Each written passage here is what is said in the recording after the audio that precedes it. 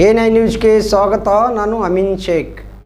ಎವಿಬಿ ವಿಜಯಪುರ ಅನಧಿಕೃತ ಪಿಜಿ ಖಾಸಗಿ ಲೈಬ್ರರಿಗಳ ವಿರುದ್ಧ ಕಠಿಣ ಕ್ರಮಕ್ಕೆ ಅಶೋಕಧಾಮ ಫೌಂಡೇಶನ್ ಆಗ್ರಹ.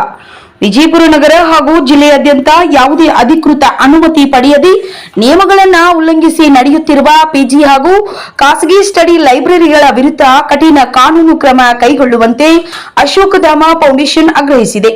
ಈ ಕುರಿತು ಸಂಬಂಧಪಟ್ಟ ಅಧಿಕಾರಿಗಳಿಗೆ ಮನವಿ ಸಲ್ಲಿಸಿರುವ ಫೌಂಡೇಶನ್ ಪದಾಧಿಕಾರಿಗಳು ಇತ್ತೀಚಿನ ದಿನಗಳಲ್ಲಿ ವಿಜಯಪುರ ನಗರದಲ್ಲಿ ವಿದ್ಯಾರ್ಥಿಗಳು ಹಾಗೂ ಉದ್ಯೋಗಾಕಾಂಕ್ಷಿಗಳ ಸಂಖ್ಯೆ ಹೆಚ್ಚಾಗುತ್ತಿದೆ.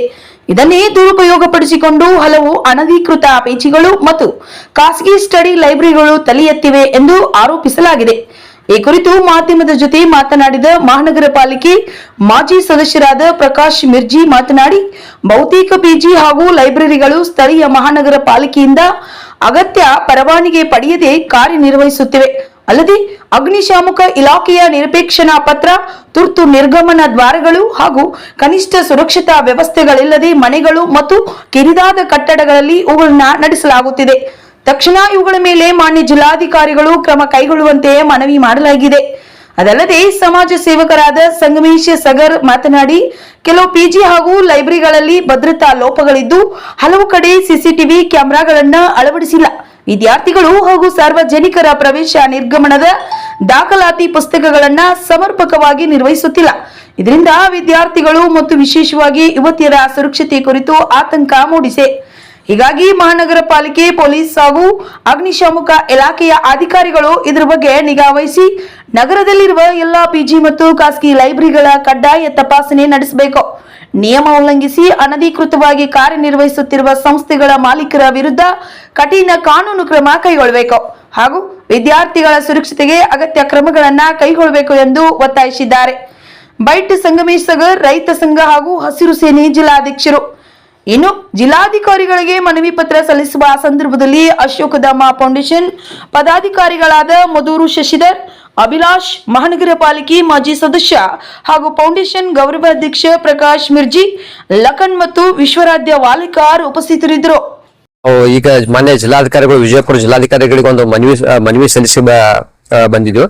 ಸೊ ಕಾರಣ ಏನಂತಂದ್ರೆ, ವಿಜಯಪುರ ನಗರದಲ್ಲಿ ಅಂದ್ರೆ ವ್ಯಾಪ್ತಿ ಮಹಾನಗರ ಪಾಲಿಕೆ ವ್ಯಾಪ್ತಿಯೊಳಗೆ ಎಷ್ಟೋ ಅನಧಿಕೃತ ಪಿಜಿ ಹಾಸ್ಟೆಲ್ಸ್ಗಳು ಅನಧಿಕೃತವಾಗಿ ನಡೀಲಾಕತ್ತಾವ. ಸೊ ಅದ್ರ ಬಗ್ಗೆ ನಾವು ಕೂಲಂಕಷವಾಗಿ ಕೆಲವೊಂದು ದಿನಗಳಿಗೆ ಅದ್ರ ಬಗ್ಗೆ ನಾವು ವಿಚಾರ ಮಾಡ್ಲಾಕತ್ತಿದ್ದೆವು. ಸೊ ಒಂದು ಪಿಜಿ ಒಳಗ ಸರಿಯಾದ ಆಹಾರ ಸಿಗ್ತಾ ಇಲ್ಲ ಸ್ಟೂಡೆಂಟ್ಸ್ ಗಳಿಗೆ. ಆಮೇಲೆ ಅವರಿಗೆ ಸರಿಯಾದ ಪಿಜಿಗಳಿಗೆ ಗಾಳಿ ಸಿಗ್ತಾ ಇಲ್ಲ, ನೀರು ಸಿಗ್ತಾ ಇಲ್ಲ. ಸೊ ಮೇಲಾಗಿ ಒಂದು ಪಿಜಿ ಒಂದು ರೂಮ್ ಒಳಗ 3 ಬೆಡ್ ಇತ್ತು, 4 ಬೆಡ್ ಇದ್ರೊಳಗೆ 8 ಅಥವಾ 9 ಮಂದಿಗೆ ಅಲ್ಲಿ ಅಡ್ಮಿಷನ್ ಕೊಡ್ತಾರೆ.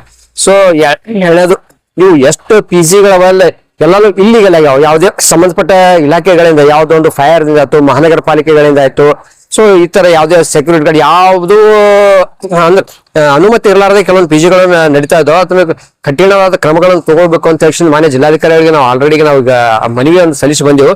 ಸೊ ಅದಕ್ಕಾಗಿ ಮಾನ್ಯ ಈಗ ತಮ್ಮ ಚಾನೆಲ್ ಮುಖಾಂತರ ಮತ್ತೊಮ್ಮೆ ನಾವು ಜಿಲ್ಲಾಧಿಕಾರಿ ಮನವಿ ಮಾಡ್ಕೊಳ್ಳೋದೇನಂತಂದ್ರೆ, ತಕ್ಷಣವಾಗಿ ಕಠಿಣ ಕ್ರಮಗಳನ್ನು ತಗೋಬೇಕು, ಸಂಬಂಧಪಟ್ಟ ಇಲಾಖೆಗಳು ತಾವು ತಿಳಿಸಬೇಕು. ಮತ್ತೆ ಪಿಜಿ ಓನರ್ಗಳ ಮೇಲೆ ಸರಿಯಾದ ಕಠಿಣ ಕಾನೂನು ಕ್ರಮ ಕೈಗೊಳ್ಬೇಕಂತ ಹೇಳಿ ನಾನು ಒಂದು ಮನವಿ ಮಾಡ್ಕೊಳ್ತೇನೆ. ತಮಗೆ ಹೇಳ್ಬೇಕಂತಂದ್ರೆ, ಪಿಜಿ ಕೆಳಗೆ ಕೆಳಗೆ ಅದೇ ಸಂಬಂಧಪಟ್ಟ ಬಿಲ್ಡಿಂಗ್ ದಲ್ಲಿ ಲೈಬ್ರರಿ ಇರುತ್ತೋ, ಸರಿಯಾದ ಲೈಬ್ರರಿ ಯಾವ ತರ ಇರಬೇಕನ್ನೋದೊಂದು ಅದಕ್ಕೊಂದು ನಿಯಮಾವಳಿ ಪ್ರಕಾರ ಅವತರೂ ನಡೀತಾ ಇಲ್ಲ.